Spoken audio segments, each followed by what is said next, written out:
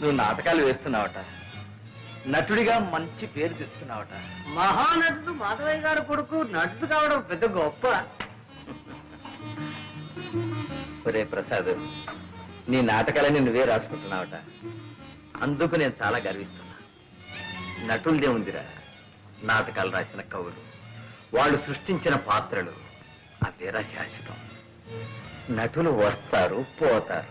కాదేం మాట, కవులు ఎంత గొప్ప పాత్రలు సృష్టించినా వాటికి జీవం పోసిన మహానటులు ఎంతమంది లేరు. ఉదాహరణకు బళ్ళారి రాఘవ, స్థానం, మాధవ పెద్ద. అది నిజమే నాయన.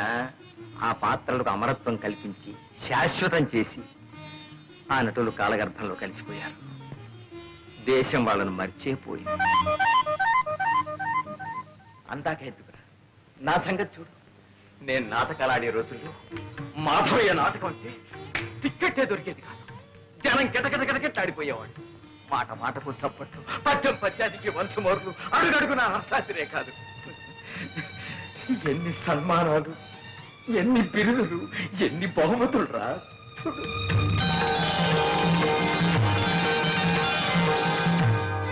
ఆనాడు నాకు వచ్చిన బహుమానాలన్నీ ఇవాళ నన్ను వెక్కిరిస్తున్నాయిరా. ఇవాళ నేను ఎవరికి కావాలి, ఎవరికి గుర్తున్నాను? తల్చేవాళ్ళు ఎవరు, పలకరించేవాళ్ళు ఎవరు?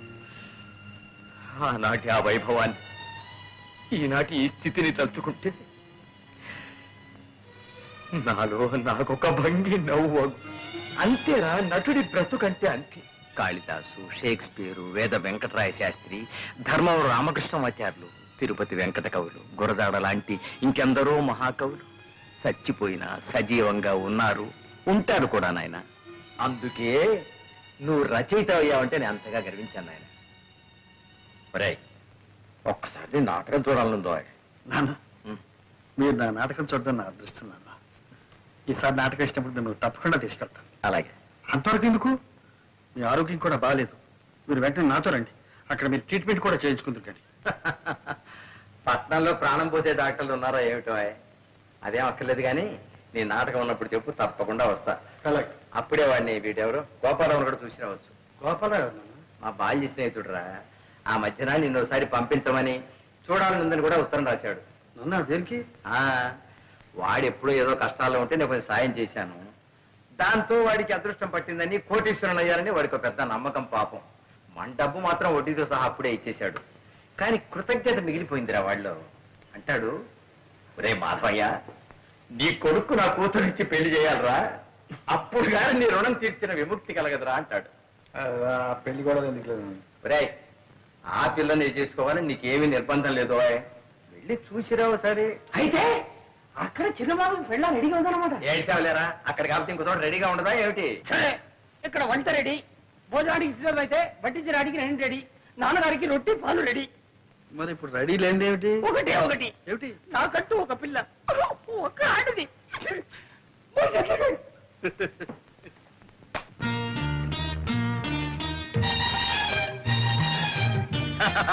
రండి బాబు రండి, తమను చూసి చాలా కాలం అయింది. చిన్నమ్మగారిని పిలవమంటారా? చిన్నమ్మగారు వద్దు కానీ మీ అయ్యగారు గోపాలరావు గారు ఉన్నారా? ఉన్నారు బాబు. ఇది తీసుకెళ్ళి ఆయనకి. ఏడు బాబు, మొన్న ఏమో చిన్నమ్మగారికి ఇవ్వమన్నారు, ఇప్పుడు పెద్దయ్య గారికి ఇవ్వమంటున్నారు, రేపు పెద్దమ్మ గారికి కూడా ఇవ్వమంటారు ఏంటి? చిచి, నీ అధిక ప్రసంగం నువ్వు తీసుకెళ్ళు. బాబు, మరి మన మర్యాద మర్యాద బాగా అలవాటు పడిపోయావు. ఏ చేయమంటారు బాబు? బాబు, మీరు వరండాలో కూకండి, నేను అయ్యగారితో చెప్పేస్తాను.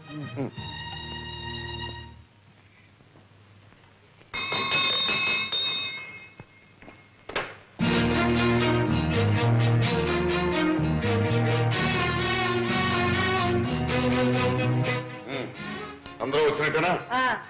మీ పద్ధతి ప్రకారం అందరం వచ్చాం. Very good. అమాత్రక బయట వాకిట్లో నా కోసం ఉత్తరం కాల్చున్నా ఉన్నాడు, వెళ్ళి తీసుకురామ్మా. ఇది అత్యవసర సమావేశం కాదు, హాస్యరస సమావేశం. మీరంతా ఇప్పుడు ఒక మంచి నాటకం చూడబోతున్నారు. నమస్కారం. నువ్వేనా ప్రసాదివి? అవునండి. మా తోటమాలి చేత నాకు చీటీ పంపించింది కూడా నువ్వేనా? అవునండి. అలాగే 3 రోజుల ముందు మా తోటమాలికి లంచం ఇచ్చి మా అమ్మాయికి చీటీ పంపించింది కూడా నువ్వేనా? నిజం చెప్పు, నా మొహం చూసి చెప్పు. సార్ మీరు నేనేనయ్యా ఈ ఇంటి తోటమాలిని, ఈ ఇంటి యజమాని గోపాలరావుని. ఇప్పటికైనా అర్థమైందా? ఏమయ్యా మా అమ్మాయికి లవ్ లెటర్ తెస్తావా? లవ్ లెటర్ నీకెన్ని గుండెలు? అదే లేదు మమ్మీ, సరళ పిక్నిక్ రమ్మని రాసిన ఉత్తరం. అదే ఇతరులకు తేవాలి. యాండి ఉత్తరం ముక్క తెచ్చిచ్చేందుకే కొత్త కొత్త ఉడికిపోతున్నారే. ఇంత మునుపు మీ అమ్మాయికి నాకు జరిగిన ఏమిటా కూతురు? ఊరుకో. బాబు ప్రసాద్, అసలు ఏం జరిగిందో చెప్పు, ధైర్యంగా చెప్పు.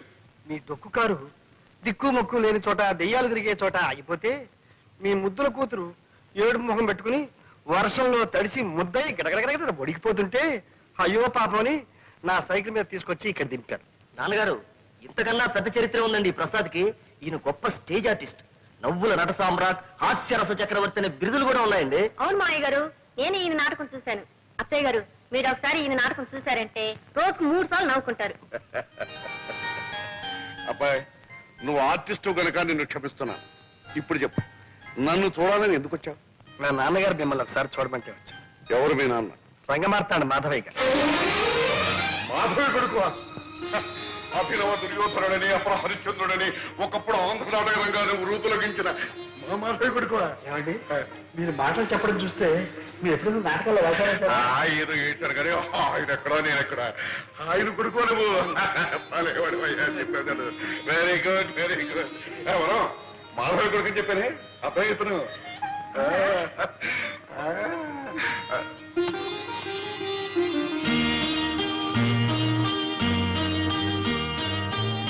చూడబ్బాయి, ఒకప్పుడు నేనే అన్నాను, ఒరే మాధవ, నా కూతురు నీ కోడలు చేస్తాను రాని.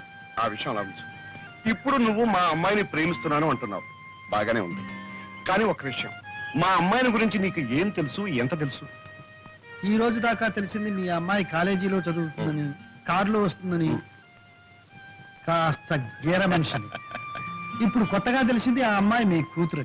కరెక్ట్, అంతే కదా.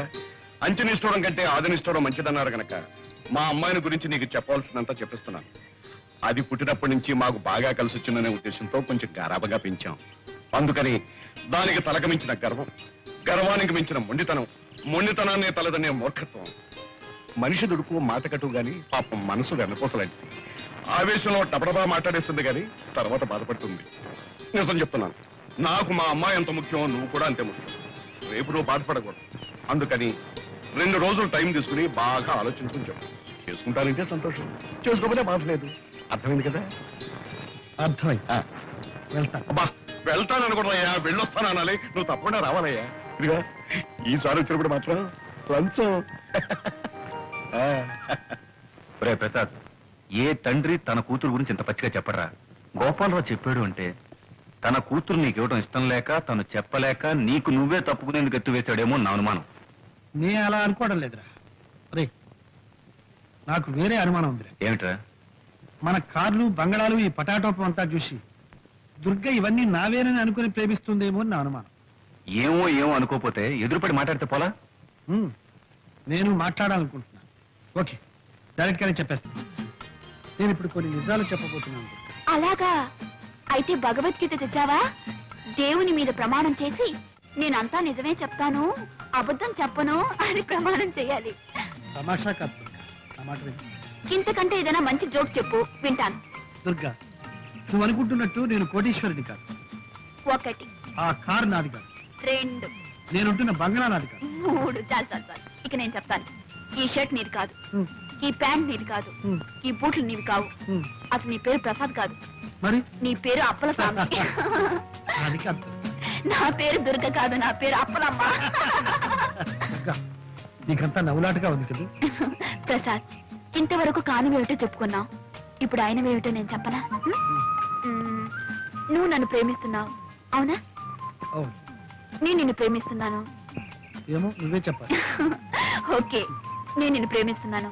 మనం ఇద్దరం పెళ్లి చేసుకోబోతున్నాం. అందుకే దుర్గా, మనం ఒకరినొకరు పూర్తిగా అర్థం చేసుకోవాలి. మన ఇద్దరి మధ్య ఏ అపార్థాలు ఉండకూడదు. అర్థాలు లేవు, అపార్థాలు లేవు. మన ఇద్దరి మధ్య ఉన్నది ఒకటే, ప్రేమ. అది ఉండి ఏది లేకపోయినా డోంట్ కేర్. దుర్గా, నేను చెప్పేది నువ్వు నమ్మడం లేదు, అంతా జోక్యం తోసి పారేస్తున్నావు. అబ్బే పారేటల్లా మూట కట్టుకుని భద్రంగా గుండెలో దాచుకుని ఇంటికి తీసుకెళ్తాను. ఏయ్, త్యాగయ్య గణసభలో ప్రసాద్కి సన్మానం రా, తప్పకుండా వెళ్ళాలి. అరే మన ప్రసాద్ 15 సన్మానం రా. అవును. రేయ్, ఇవాళ నీ సన్మాన సభలో స్టేజ్ మీద చాలా మంది చాలా రకాలుగా మాట్లాడతారు. నీ ఉపన్యాసం మాత్రం ఫస్ట్ క్లాస్ గా ఉండాలి. ఓకే? అదే ఉంది లేదా, సన్మానం కంటే నాకు మా నాన్నగారు రావడం ముఖ్యం. నాన్నగారు వచ్చి నన్ను స్టేజ్ మీద చూసి ఆశీర్వదిస్తే అదే నాకు పర్వదినం. అంతకంటే నాకు ఇంకేం కావాలి. నేనే స్వయంగా వెళ్ళి మీ నాన్నగారిని తీసుకొస్తాను, సరేనా? Thank you. అమ్మా, ఇంకెంతసేపు అమ్మా కూర్చునేది? ఇంకెప్పుడు మొదలు పెడతారు? అయిపోయింది నాన్న, 5 minutes. అబ్బాబాబా కూర్చొని కూర్చొని విసిగెత్తిపోయింది. ఆయన వచ్చిన తర్వాత మీ విసుగు గిసుగు అంతా వదిలించేస్తాడులే. ఇంకో 5 నిమిషాలు చూస్తానమ్మా, లేకపోతే నేనే వెళ్ళి ఆడాల్సి వస్తుంది. అయ్యో అలాగేనమ్మా. గురు గురు గురు వచ్చేసారు, గురు వచ్చేసారు. నాన్నగారు వచ్చారా? కాదు గురు, మన అగ్రికల్చర్ మినిస్టర్, కల్చరల్ మినిస్టర్ ఆయన సతీమణి వచ్చేసారు. ఆడియన్స్ ఫుల్, ఎంట్రన్స్ ఫుల్, కిటికీలు ఫుల్. గురు, ఈ రోజు నాటకం అదరగొట్టాలి గురు. ఏవరా, ఈ రోజు ఎందుకో నాకు జంకుగా ఉంది. నాన్నగారు వస్తారు, ఆశీర్వదిస్తారు అన్న ఆనందంతో పాటు ఆ మహానటుడు ముందు నటించాలంటే ఎందుకో భయంగా ఉంది. అదేం పెట్టుకో గురు, జమాయించేసే. నాన్నగారు నీ నటన చూసి, నీకు జరగబోయే సన్మానాన్ని చూసి ఉబ్బి తబ్బిబ్బై వస్తాను గురు. ఏ మధు, నాన్నగారు వచ్చారా? ఎరా ఎరా రాలేదా? సారీ ప్రసాద్, ఏమిట్రా ఏమైంది? మీ నాన్నగారికి లేరు.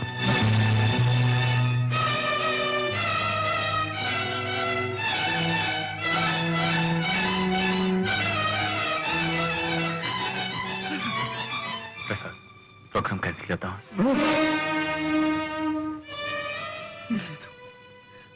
లేదు,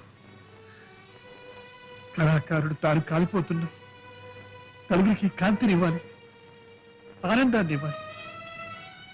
అదే నాన్నగారి ఆశయం కూడా. నాన్నగారి ఆత్మ శాంతించాలంటే ఈ ప్రదర్శన జరిగి తీరాలి. ఆయన ఎక్కడున్నా సరే నన్ను ఆశీర్వదిస్తాను, నన్ను ఆశీర్వదిస్తాను.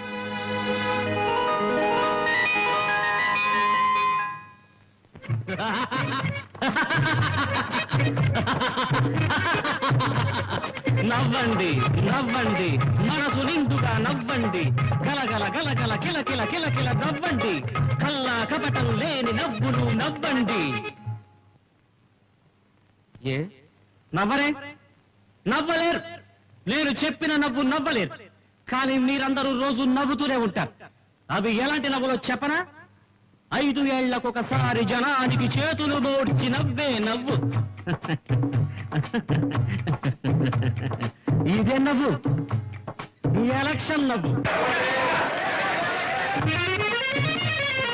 గడ్డ ఎక్కిన మరుక్షణాన్ని అదే జనాన్ని చూసి చూడక నవ్వే నవ్వు. ఇదే నవ్వు, ఈ అధికారం నవ్వు. నవ్వండి నవ్వండి, మనసు నిండుగా నవ్వండి. అడిగిన వాడికి లేదనకుండా ఇచ్చే దాతను పొగిడే నవ్వు. ఇదే నవ్వు, కాకా నవ్వు. ఇచ్చి ఇచ్చి ఆ దాత దివాళా తీసినప్పుడు నవ్వే నవ్వు. ఇదే నవ్వు, కాకుల నవ్వు. నవ్వండి నవ్వండి, మనసు నిండుగా నవ్వండి. పళ్ళి గిలిస్తూ దవడ పళ్ళను రాలగొట్టుకుని నవ్వే నవ్వు. ఇదే నవ్వు, రోడ్ సైడ్ రోమియో నవ్వు. ఒంటరిగా తానొకడే ఉంటూ తనలో తానే నవ్వుకునే నవ్వు.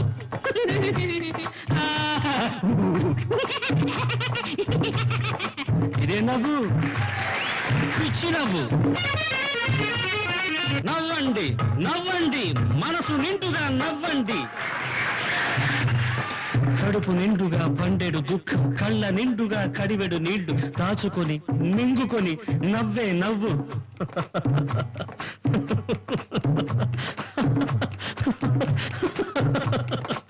వాడ మీద తండ్రి అక్కడ, పాడుతున్న కొడుకు ఇక్కడ, ఏడ్చే వాళ్ళే లేరు అక్కడ, ఏడ్చే వీలే లేదు ఇక్కడ.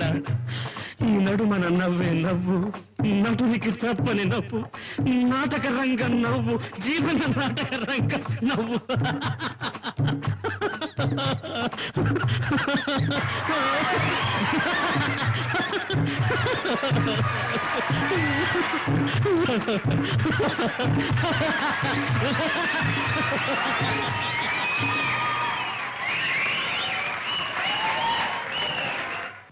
ప్రేక్షక మహాశీలకు ఒక విషాద వార్త. తన నవ్వుల జల్లులతో గిలిగింతలు పెట్టి మనం నిర్రూతలోగించిన ప్రసాద్ గారిని దుఃఖ సాగరంలో ముంచి వాళ్ళ నాన్నగారు స్వర్గస్థులయ్యారు. ఈనాడు నాటకం మొదలు పెట్టక ముందే తెలిసింది వార్త. అయినా దుఃఖాన్నంతా తనలోనే దిగమింగి మనకు వినోదాన్నిచ్చాడా మహానటుడు. ఈ పరిస్థితుల్లో ప్రసాద్ గారికి చేయదలుచుకున్న సన్మానాన్ని, బిరుదు ప్రదానాన్ని వాయిదా వేసి వారికి మన హృదయపూర్వక సంతాపాన్ని తెలియజేసుకుంటున్నాం. వారి నాన్నగారి ఆత్మకు శాంతి కలుగుగాక. ఏమిటి నువ్వు చేస్తున్న పని? దేశం ఆయన ఎప్పుడూ మర్చిపోయి, ఆయన ఇప్పుడు వెళ్ళిపోయారు. ఆయన చివరి రోజుల్లో ఇవన్నీ ఆయన్ను వెక్కిరించాయి. ఇంకా ఉంది, నన్ను కూడా హేళన